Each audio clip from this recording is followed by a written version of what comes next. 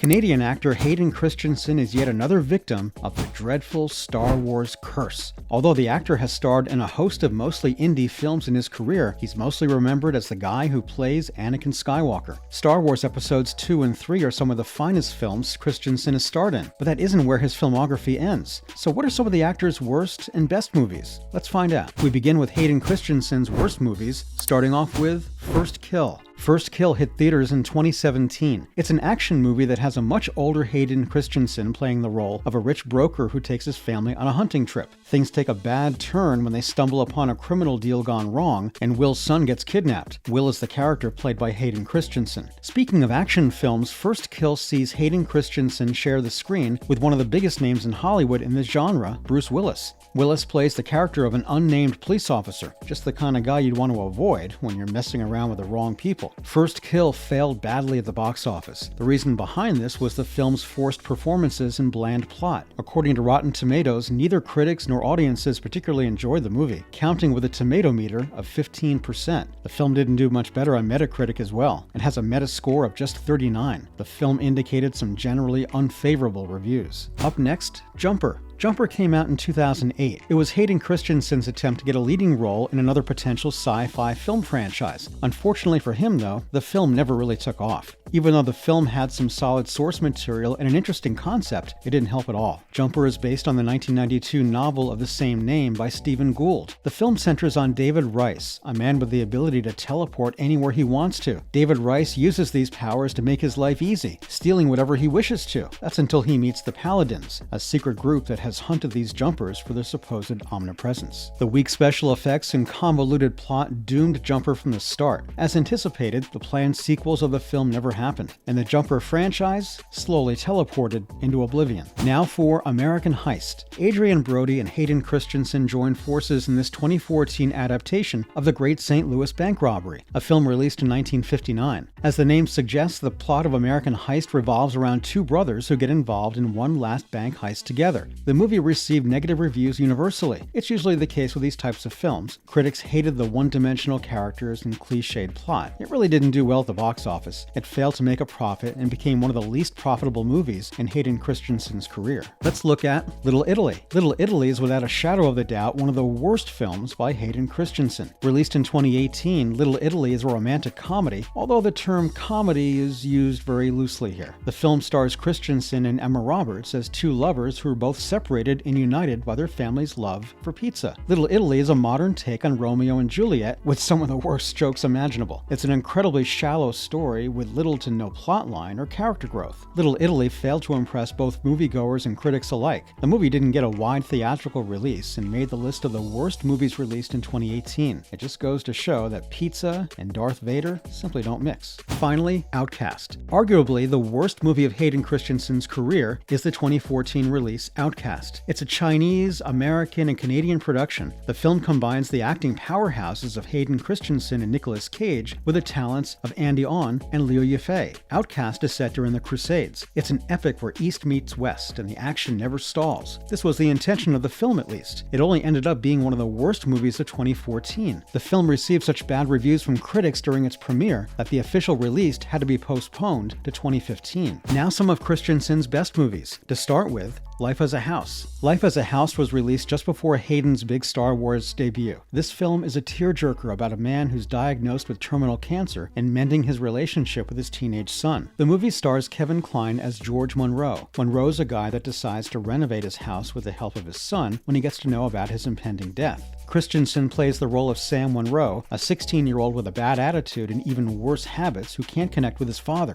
Even though the film got a mixed response from the critics, the viewers took notice of Christensen's acting skills. His role in the film earned him a Golden Globe nomination for Best Supporting Actor. Not to mention Star Wars Attack of the Clones. Attack of the Clones is the second entry in the Star Wars prequel series. In this film, Hayden Christensen played the role of an adult Anakin Skywalker for the first time, and the viewer's reaction to his portrayal was mixed. Anakin's lines in Star Wars should be among the corniest things ever written for cinema. However, the film was a box office success and is one of the best films by Hayden Christensen. Following up, Vanishing on 7th Street. This fascinating horror thriller is a good concept at its core. What would happen if most of the world's population suddenly vanishes? The film takes place in Detroit, where most of its citizens have mysteriously disappeared. The few people who remain notice that the darkness comes, and with darkness also comes their worst fears. Christensen plays the role of a young guy, Luke, who's afraid of the dark. Along with a group of people, Luke has to adapt to living in this new world. The actor was quite convincing in his role as Luke. All in all, this is a good film, but don't expect it to be amazing or anything like that. Let's learn more about Star Wars: Revenge of the Sith. This movie was set to reveal the moment when Anakin switches to the dark side and turns into Darth Vader. The movie definitely delivered when it comes to the amazing sci-fi sequences. The characters are written much better, making this film stand out and the franchise much more. Christensen played the role of Anakin better than he did in all the previous movies. The action scenes in this film are also more intense than in the other prequels. Last but not least, Shattered Glass. Shattered Glass is most certainly the best film in Hayden Christensen's career. It's a biopic on the life of journalist Stephen Glass and the scandal that shocked the journalistic world for decades to come. The movie was admired by critics and also by Stephen Glass himself. Now moving on to other related news. First up, Liam Neeson says he cried while rehearsing Obi-Wan Kenobi scenes. Liam Neeson was an integral part of the Star Wars world in which he gave us the relationship between Anakin Skywalker, played by Hayden Christensen, and Obi-Wan Kenobi. Neeson recently spoke about returning to Star Wars at a press conference. He also expressed his feelings about working with Ewan McGregor again. He explained a scene from Star Wars Episode 1, The Phantom Menace, in which Ewan McGregor's Obi-Wan was on a real camel and Liam Neeson. He said they rehearsed the scenes before shooting it, and both of them started crying while doing it. What's more, a Ukrainian tech company gets the rights to the voice of Darth Vader. The Ukrainian company, Respeecher, is the one who has received the rights to the voice of Darth Vader. This company uses archival footage and artificial intelligence algorithms to create new dialogues from actors who are dead or have lost their voices. James Earl Jones, who plays the role of Darth Vader, has himself transferred the rights to his voice to the Ukrainian company. Jones was Darth Vader from the original Star Wars in 1977. While the character of Darth Vader has canonically been dead since 1983, Jones has constantly voiced the role for decades. Finally, Obi-Wan Kenobi is now available for the fans to watch. Hayden Christensen and Ewan McGregor had a beautiful reunion captured in the documentary Obi-Wan Kenobi: A Jedi's Return. Disney Plus has started to roll out a spattering of new releases around the globe to celebrate Disney Plus Day. None of them so far is quite as big as the Obi-Wan Kenobi documentary. The documentary sees interviews with almost all the key cast and crew, but the best of the lot was when McGregor and Christensen reunited to discuss the series. McGregor also uttered the iconic "hello there" to greet his fellow star. The pairing watched back for some of their best moments together. That's a wrap for this video. Do you have any other movie with Hayden Christensen in mind that we could have added to our list? Let us know in the comments below. Don't forget to give this video a thumbs up and subscribe to our channel for more videos like this. See you in the next one.